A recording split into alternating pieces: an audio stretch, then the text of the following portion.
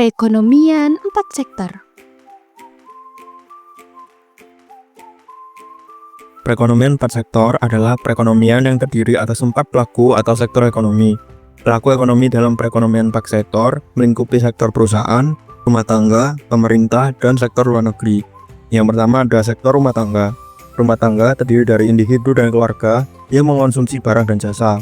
Mereka adalah konsumen utama dalam perekonomian. Selain itu, rumah tangga juga menyediakan tenaga kerja untuk sektor-sektor lain dan menerima pendapatan dalam bentuk upah, gaji, bunga, dan dividen. Kemudian kedua ada sektor perusahaan. Sektor perusahaan mencakup semua perusahaan dan organisasi yang memproduksi barang dan jasa. Mereka menggunakan sumber daya yang disediakan oleh sektor rumah tangga dan menghasilkan produk yang kemudian dijual kembali ke rumah tangga, pemerintah, dan sektor luar negeri. Yang ketiga ada sektor pemerintah.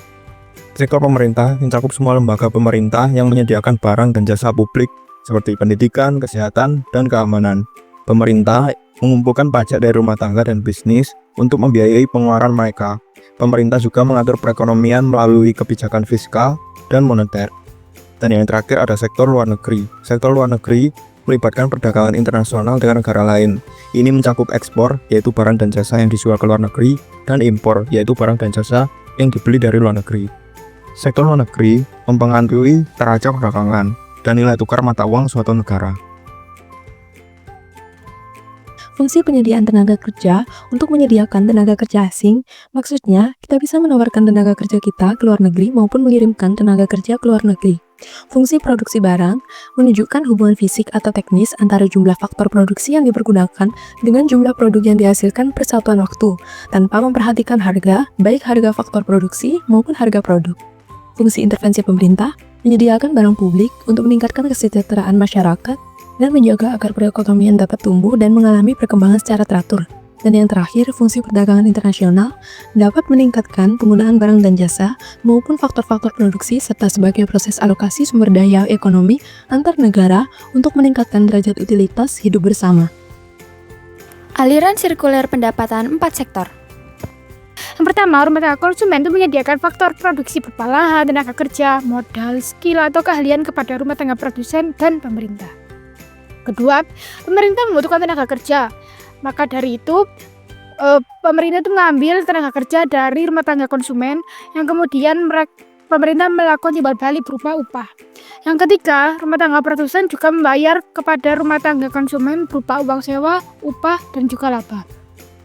Selanjutnya, rumah tangga produsen mengolah faktor produksi tersebut menjadi barang atau jasa yang kemudian dijual kepada rumah tangga konsumen dan pemerintah. Pemerintah juga sebagai seorang produsen yang memproduksi barang atau jasa. Pemerintah mendapatkan keuntungan atas penjualan barang atau jasa tersebut. Pemerintah juga membutuhkan peralatan kantor, sehingga pemerintah melakukan pembayaran atas barang atau jasa kepada rumah tangga produsen. Rumah tangga konsumen melakukan pembayaran atas barang atau jasa yang didapatkan dari rumah tangga produsen. Pemerintah memberikan subsidi kepada rumah tangga produsen dan rumah tangga konsumen. Rumah tangga konsumen dan rumah tangga produsen melakukan timbal balik kepada pemerintah dengan membayar pajak kepada pemerintah. Masyarakat luar negeri berperan penting dalam proses ekspor dan impor. Masyarakat luar negeri menyediakan faktor produksi dan mendapat timbal balik berupa uang atas impor dari rumah tangga produsen. Masyarakat luar negeri akan mengimpor barang kepada rumah tangga konsumen. Rumah tangga konsumen memberi sebuah devisa kepada masyarakat luar negeri. Rumah tangga produsen akan mengekspor barang ke masyarakat luar negeri dan rumah tangga produsen menerima devisa dari masyarakat luar negeri. Pasar yang mempengaruhi kegiatan ekonomi ada pasar barang, pasar tenaga kerja, pasar uang, dan pasar luar negeri. Kondisi keseimbangan untuk modal 4 sektor. Jika memasukkan ekonomi luar negeri, maka keseimbangan pendapatan nasional harus memasukkan ekspor dan impor. Ekspor adalah barang dan jasa yang diproduksi di dalam negeri dan dijual secara luas di luar negeri. Dan impor adalah barang dan jasa yang diproduksi di luar negeri dan dijual di dalam negeri. Jika ekspor lebih besar dari impor, ini menunjukkan bahwa negara tersebut menjual barang dan jasa melebihi pembeliannya dari negara lain. Dan negara tersebut mempunyai surplus perdagangan. Ini berarti ekspornya itu bernilai positif. Jika ekspor lebih kecil dari impor, menunjukkan bahwa negara tersebut menjual barang dan jasa lebih sedikit daripada jumlah pembelian barang dan jasa dari negeri lain.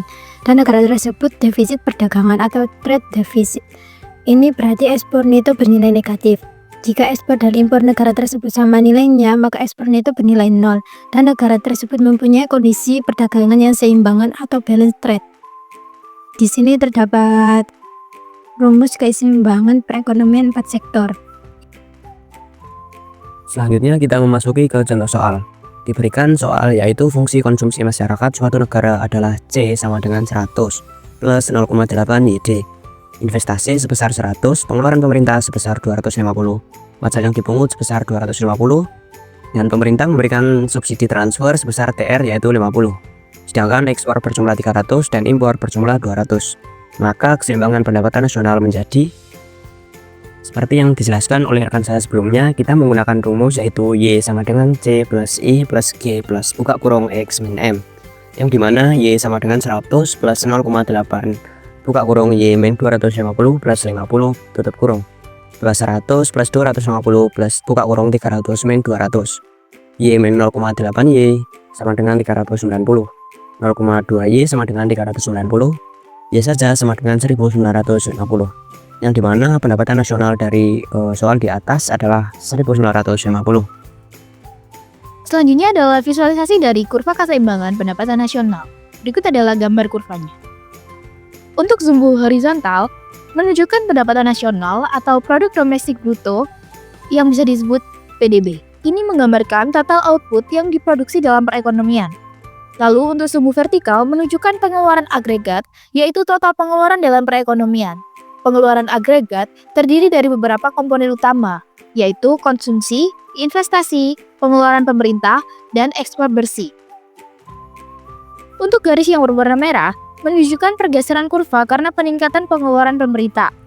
Lalu untuk garis yang berwarna biru, menunjukkan pergeseran kurva karena peningkatan ekspor atau penurunan impor. Keseimbangan pendapatan nasional untuk perekonomian 4 sektor dengan pajak lumsum dan fungsi impor eksogen diperoleh rumus sebagai berikut.